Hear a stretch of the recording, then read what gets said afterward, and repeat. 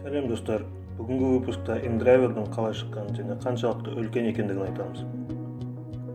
iOS пен Android платформасына арналған мобильный приложение InDriver 39 мемлекеттен 100 миллионнан аса қолданушылары бар әлемдегі такси саласында қызмет көрсетушілердің үштігіне кіретін алып компания.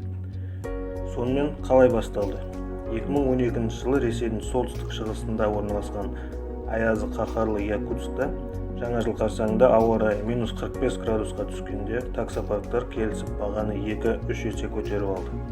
Осыған жауап ретінде 20 жасар студент Александр Павлов ВКонтактеден сообщество независимых водителей деп паблик ашты. Алғашында машинасы бар таныстарын және достарын пабликке шақырып бірге жұмыс жасай бастады. Ол жерде адамдар баратын жерін және бағасын жазып, телефон номерін қалдыратын. Жүргізушілер клиентпен тікелей байланысып келісетін еді. Бұл кезде әлемнің басқа шетінде Uber Aileta класының автомобиль ұсынып жүріп, әлі такси қызметін бастамаған болатын. Нәтижесінде жарты жыл ішінде сообществода 60 мыңнан аса қолданушылар жиналды. Синет холдингінің егесі IT-бизнесмен Арсен Томский сообществоны сырттай бақылап жүрген болатын. Басында идеяға сенбей, танымайтын адамның машинасына отыру қауіпсіз деп ойлайтын. Бірақ бір жылдың ішінде Якутстың 17% тұрғыны тұрақты қолданып жүргенін және ешқандай конфликт жоқтығын байқап, кәсіпкерлік чутьосын іске қосты. 2013 жылы сообществоны Арсен Томский сатып алды. Қаншаға екенін айтпайды. Бірақ студент Александр Павлов компанияның вице-президенті және 4 акционердің бірі болып қалды. Сообщество заказдарын өңдеуге InDriver приложениясын жасады. Приложениеде өзгермей қалған қағидасы және InDriver'дің фишкасы клиент бағасын өзі қоятын еді. Компанияның рекламның слоганында осы болды: «Цену назначаешь сам». Приложениеде жүргізушілер сменасына фиксированный 500 теңгеге жуық ақы төлеп заказдарды көре алатын. Компания осылай табыс алатын. ВКонтакте сообществосынан қолданушылар приложениеге ауыса бастап, бірнеше айдан кейін күніне 10 мың поездка жасайтынын анықтады. Басында InDriver'ді таксопарктер диспетчерлері қолдана бастады. Бұл компанияның идеясына қарама-қайшы еді.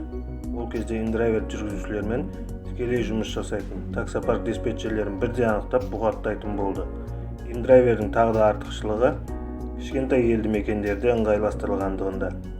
Яндекс, Uberге қарағанда кіші қалаларда көп қамтыған.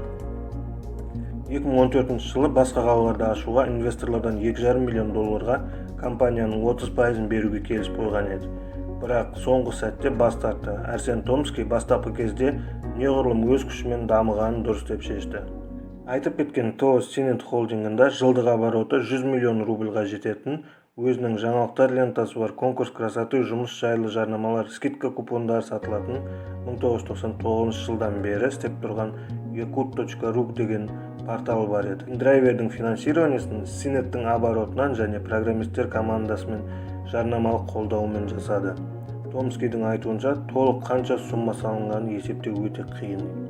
Тағы да ұстанған ойы бизнеске ақшаны емес, ой ұшқырлығын салу болды. Осылайша жаңа қалада ашылғанда InDriver жүргізушілері аз болып, Яндекс, Uber'дің машиналарына заказ беріп, скидкалық поездкасын өз клиенттеріне ұсынып, конкуренттерінің стартта поддержкасын алды. InDriver картамен төлеу қызметінде қолданбады. Ол үшін жүргізушілер 3-4% қосымша төлеу керек болды. Жаңа қалада ашқанда кішкентай офиспен $10 мың артық жұмсамайтын стратегия құрып, кейіннен керек емес болғасын офисті да жауып тастайтын болған. Бір сөзінде Томский еске алады: Сахалинск қаласында таксопарктер 1 миллион рубль жинап келіп, Сахалинскке кірмеуін өтінеді.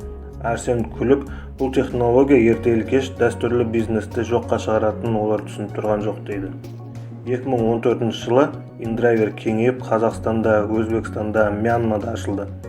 Қазақстанда InDriver Play Marketте бір жылда 2 миллион жүктелім жинап, тез атақты және ыңғайлы таксопарк сервисі болды. Аз уақыт ішінде халықтың көңілінен шыққан сервиске биліктен және таксопарктер ассоциациясынан шағымдар түсіп, конфликт бола бастады. Қазақстанда InDriver'ді бұғаттай бастады. Арсен Томский өзі келіп конфликті шешті. Нәтижесінде InDriver өкіметке 4% салық төлейтін болды. Қазіргі кезде Қазақстан приложенияны жиі қолданушылар 5 мемлекет қатарында екенін Томский Forbes журналында интервьюінде айтты. InDriver'де негізінде жүргізушілер күніне бірнеше сағат қана жұмыс жасайтын болғандықтан смендік төлем ыңғайсыз болды. Осы жылы қызмет ақысын 9,5%-ға қойды. 2016 жылы InDriver'ді Mail.ru Group $68 миллион 90%-ын сатып алуға ұсыныс жасаған болатын. Ол кезде де Томский бас тартты. 2017 жылы InDriver алғашқы $10 миллион инвестициясын Leta Capital фондынан алған болатын. Тек осы ақшамен миллиардтаған инвестициялық ақшалары бар компаниялардан озып, приложение скачиваниядан 3-ші орында болып, СНГ мемлекеттерінің 70 қаласында, ал 2018 жылы 120 қаласында жұмыс жасады. Әр қалада Томский өзі келіп таксистермен кездесіп, және өзі машина жүргізіп, халықтың пікір ойларын білетін. Нәтижесінде приложенияны максимально қарапайым қылып, адамдар адаммен қарым-қатынасатын орталық жүйесі сервисін одан да жақсартты. 2018 жылы маусым айында компания офисін Америкаға, стартап отаны Калифорния, Mountain View-ға көшірді және приложениеге қалааралық тасымал және жүк көлігі мен спецтехника ұсыну қызметінде қосты. 2018 жылы жалпы заказдардың суммасы $300 миллион асты. 2018 жылы компания жаңа стратегия мен өте тез қарқынды даму жолын таңдады. InDriver дамып келе жатқан мемлекеттерге қарай бет алды. Өйткені Америка сияқты дамыған мемлекеттерге кіру бағасы басқасына қарағанда 20-25 есе қымбатқа шығып, және толыққанды ену үшін ұзақ уақыт кететінін түсінді. 2018 жылдан бастап InDriver Бразилия, Коста-Рика, Панама, Доминиканская республика және Африка мемлекеттерінде, Таиландта істей бастады. Кей кезде айына 25 жаңа қалада старт жасап жатты. Осы стратегиясы керемет результат берді. 4 жыл ішінде компания бағасы жыл сайын 10 еселеніп, әлемді қамтитын глобальный сеть жасады. 2019 жылы Арсен Томский InDriver от Якутии до Кремниевой долины. История создания глобальной технической компании атты өзінің кітабын жазып шығарды. Кітапта Uber, Яндекс.Такси, Didi секілді алып компаниялардың конкуренті InDriver қалай құрылғанымен өз өмірімен бөлісті. 2020 жылы әлемде пандемия кезінде InDriver 19 күннің ішінде ұйымдастырылған курьер саласында да жолы болды. Үйіне қамалып қалған халық сервисті бірден жақсы қарсы алды, және тағы да доктор в дороге деген пандемия кезінде медициналық қызметкерлерді тегін жеткізу қызметінде істетті. 2020 жылы InDriver қолданушылар саны 50 миллионға жетті. 2021 жылы май айында InDriver 1 миллиардыншы поездкасын орындап, ақпан айында деректер бойынша компания $472 миллион бағаланып, $72 миллион инвестиция алған болатын. 2021 жылдың аяғына деректе компанияның бағасы $1 миллиард 230 миллион жетіп, стартап 8 жылдың ішінде единорогқа айналғанын Томский жариялады. 2021 жылы мастера саласын ашты. Ол жерде специалисттер видеографтан программистке дейін, автомобильден сантехника ремонтына дейін заказдарға доступ алады. Қазіргі кезде InDriver компаниясының 13 мемлекеттегі офисында 1600 адам жұмыс жасайды. Ал ендігі мақсатында қызмет көрсету саласын тек таксимен ғана байланыстырмай, спектрларын кеңейтіп, дамыған мемлекеттердің де нарығынан өз орнын алуға жыл сайын инвестициялық раундтарын жасап жататынын айтты.